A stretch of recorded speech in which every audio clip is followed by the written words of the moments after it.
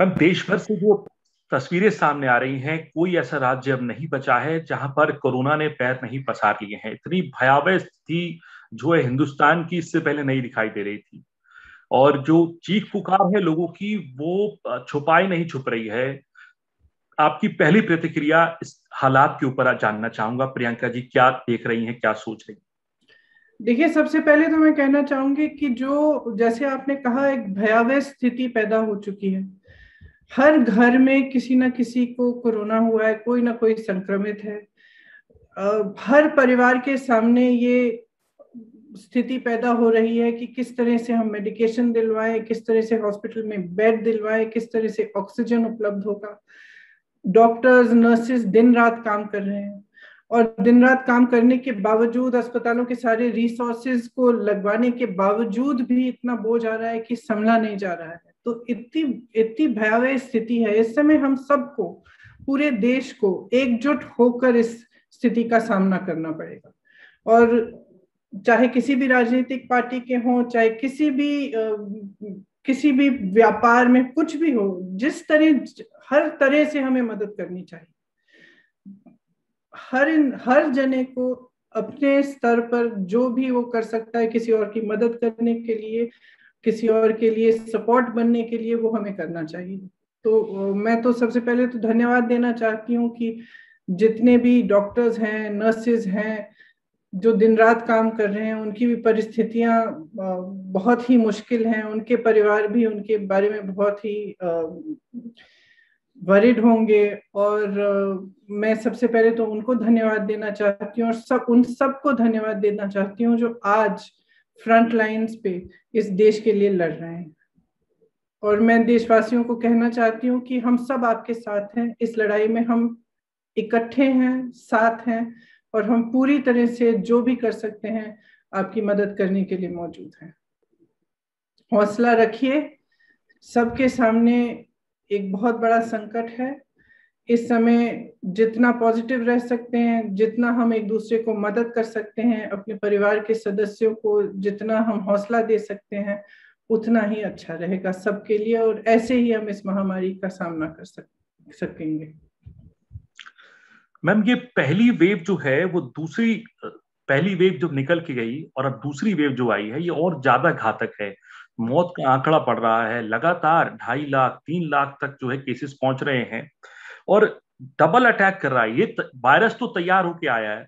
क्या लगता है आपको कि सरकार की तैयारी नहीं रही, या जो हम डिफेंस अपना नहीं नहीं जो रख पाए, और स्थिति आज इस तरीके की है कि लोगों को बिना ऑक्सीजन के सड़क पर बैठना पड़ रहा है, एम्बुलेंस के अंदर लोगों की मौत हो रही है, दहलीज तक पहुंच के अस्पताल की वो लोगों को इलाज नहीं मिल पा देखिए, आज देश भर से रिपोर्ट्स क्या आ रही हैं? हॉस्पिटल के बेड्स की कमी है, ऑक्सीजन की कमी है, रेमडेसिविर की कमी है, वेंटिलेटर्स की कमी है।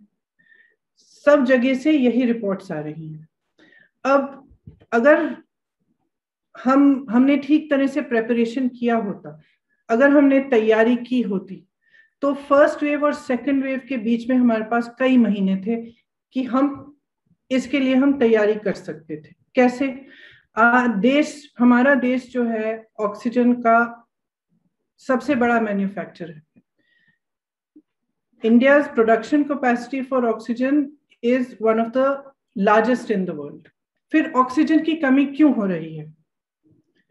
क्योंकि उसको ट्रांसपोर्ट करने के माध्यम, उसको ट्रांसपोर्ट करने की सुविधा नहीं बनाई गई है। आपके पास 8-9 महीने थे, आपको मालूम था, आपके अपने सीरो सर्वेज कह रहे थे कि एक सेकंड वेव आने वाली है, आपने उसको इग्नोर किया। आपके पास समय था, आप ये सुविधा बनवा सकते थे, वॉर फुटिंग पर करा सकते थे। आज स्थिति यह है कि हिंदुस्तान में मात्र 2000 ऐसी ट्रकें हैं जो ऑक्सीजन को ट्रांसपोर्ट कर सकती हैं। तो आप समझ सकते हैं कि कितनी बड़ी त्रासदी ये है कि देश में ऑक्सीजन उपलब्ध है, लेकिन जहां पहुंचना चाहिए वहां पहुंच नहीं पा रहा है। आप रेमडेसिविर को देखिए। रेमडेसिविर आज एक एक जना मांग रहा है, ढूंढ रहा है कि कहां से मिलेगी, कैसे मिलेगी। रेमडे एक 1.1 मिलियन रेमडेसिविर इंजेक्शंस वर एक्सपोर्टेड। 1.1 मिलियन रेमडेसिविर के इंजेक्शन का निर्यात हुआ है हिंदुस्तान से पिछले 6 महीनों में, और आज हमारे पास कमी है। आप वैक्सीन को लीजिए, सरकार ने 6 करोड़ वैक्सीन एक्सपोर्ट की हैं पिछले 6 महीने में, ज्यादा पिछले 6 महीने में नहीं, जनवरी से लेकर मार्च तक 6 करोड़ एक्सपोर्ट हुई हैं हमारे हिंदुस्तान से वैक्सीन। और उसी समय में 3 से 4 करोड़ हिंदुस्तानियों को वैक्सीन दी आपने। तो आपने हिंदुस्तानियों को पहले क्यों नहीं रखा? आपने उनको प्राथमिकता क्यों नहीं दी? अपने पीआर में आप पड़े रहे।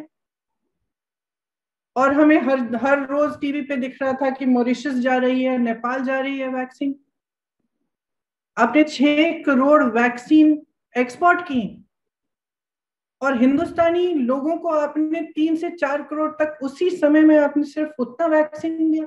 आज वैक्सीन की कमी है। तो वैक्सीन की कमी किस लिए हो रही है? Bad planning. रेमडेसिविर की कमी किस लिए है? बैड प्लानिंग या नो प्लानिंग। ऑक्सीजन की कमी किस लिए? कोई स्ट्रैटेजी नहीं। बेड्स, आपको मालूम था कि ये दोबारा वेव आएगा, तो आप टेम्पररी बेड्स क्यों नहीं बनवाए? आपने अपने अस्पतालों में सुविधा क्यों नहीं बढ़ाई? आपने फोकस क्यों नहीं किया इन चीजों पे? तो ये तो एकदम सरकार का ही फेलियर है। और किस चीज में व्यस्त हैं आज भी? आज भी चुनाव प्रचार में व्यस्त हैं, स्टेज पे जाकर हंस रहे हैं। मैम यही बात, जहां से भी रिपोर्ट आ रही है, लोग रो रहे हैं, लोग रो रहे हैं, लोग चिल्ला रहे हैं, चीख रहे हैं। जैसे आपने कहा कि हमारी मदद करिए, कहीं ना कहीं से हमें दवाइयां दिलवाइए, ऑक्सीजन दिलवाइए, बेड दिलवाइए। और आप बड़ी बड़ी रैलियों में जाकर हंस रहे हैं। हंस कैसे सकते हैं?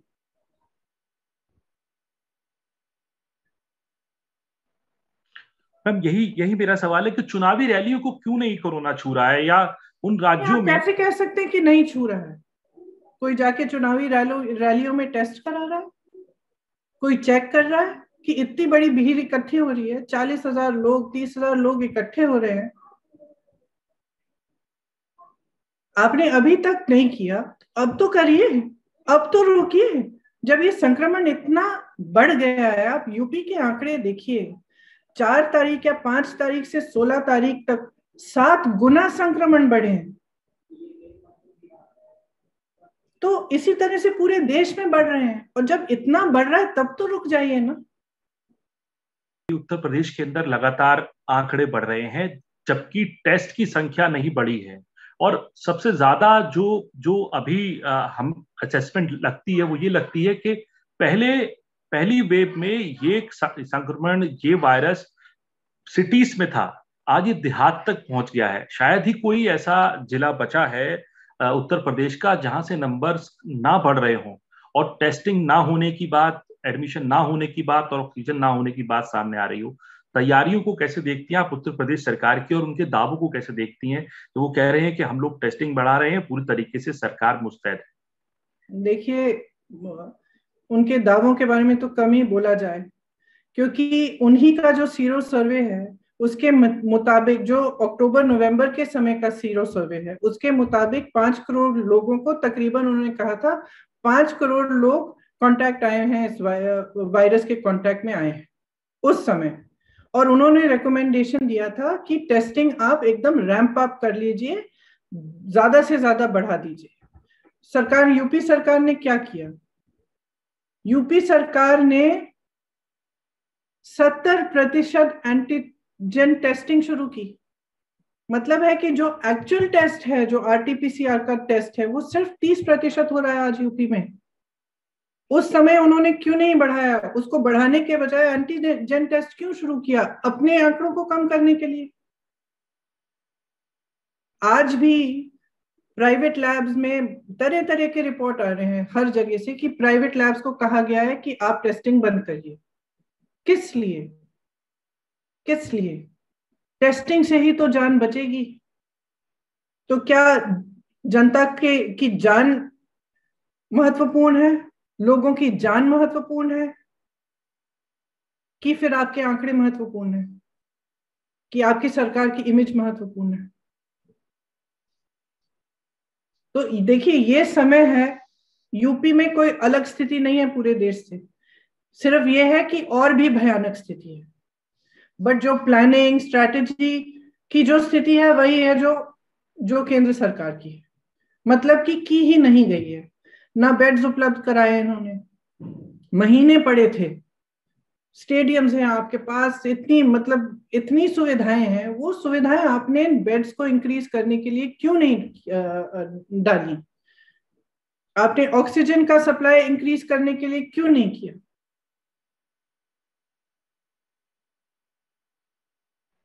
मैम मतलब देखिए, मैं कई दिनों से, आपको भी मालूम होगा, आपके साथ भी यही हो रहा होगा, हर जगह से ऐसे रिपोर्ट आ रहे हैं कि समझ में ही नहीं आ रहा कि ये सरकार क्या कर रही है।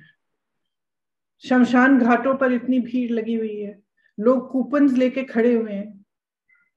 कुछ दिनों पहले मुझे बताया गया कि 12 घंटे के लिए इंतजार करना पड़ रहा है, लकड़ी नहीं मिल रही।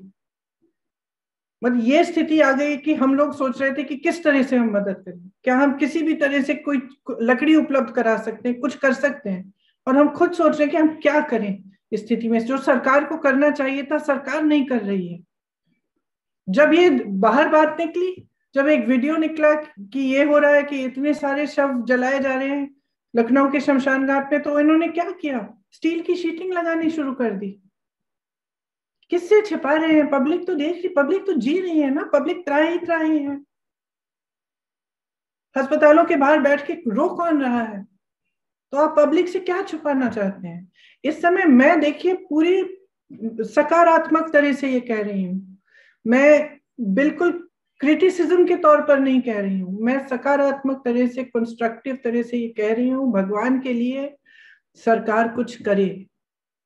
जितनी भी उनके पास रिसोर्सेज हैं वो कोरोना की लड़ाई में डाले। मैं वैक्सीन को लेके आपसे पूछना चाहूंगा। वैक्सीन की आपने बात करी, हमने एक्सपोर्ट भी करी, और विपक्ष लगातार जो है सुझाव भी दे रहा था, चाहे राहुल गांधी जी हों, कांग्रेस अध्यक्षा सोनिया गांधी जी हों, सीडब्ल्यूसी तक कन्वीन करी गई और सुझाव दिए गए। पूर्व प्रधानमंत्री मनमोहन सिंह ने चिट्ठी तक लिखी। उसके बाद में ये सवाल भी उठा, पलटवार किया गया सरकार की तरफ से कि आज वैक्सीन की बात कर रहे हैं 18 साल या 25 साल की उम्र की। वैक्सीन को लेकर तो सबसे पहले सवाल उठाए थे तो वो कांग्रेस के नेताओं ने ही उठाए थे। कांग्रेस के कई मुख्यमंत्रियों ने वैक्सीन को लेकर सवाल उठाए थे। और आज वैक्सीन को लेकर इतना हाहाकार क्यों किया जा रहा है? देखिए, पूर्व प्रधानमंत्री जी मनमोहन सिंह जी इस देश के 10 सालों के लिए प्रधानमंत्री रहे। पूरा देश जानता है कि कितने डिग्निफाइड इंसान हैं और कितनी उनको सरकार चलाना आता है और एक विजनरी है। अगर वो आपको सुझाव दे रहे हैं इस समय, जबकि देश इतनी बड़ी महामारी से जूझ रहा है, इतना बड़ा संकट है हमारे सामने, अगर वो सुझाव दे रहे हैं तो उस सुझाव को उसी डिग्निटी के साथ, उसी ग्रेस के साथ लीजिए जिस तरह से उसको वो सुझाव दिया जा रहा है। हर पॉलिटिकल पार्टी का आज यही धर्म है और यही ड्यूटी है, हम सब एक होकर, राजनीति से परे हटकर एक होकर इस महामारी का सामना करें। Ma'am, what's the message to the people of our country who are really, they are on the streets, they are not getting the medicines, they are not getting the beds, and their cries, they are crying on the streets for the lives of their relatives.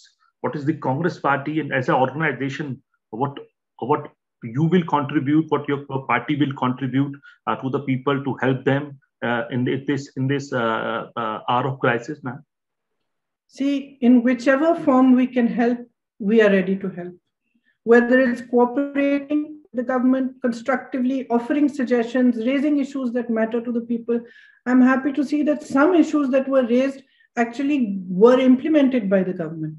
It is, as a political party, we have to highlight what has to be done in such a moment of crisis. At the same time, we have to stand with people.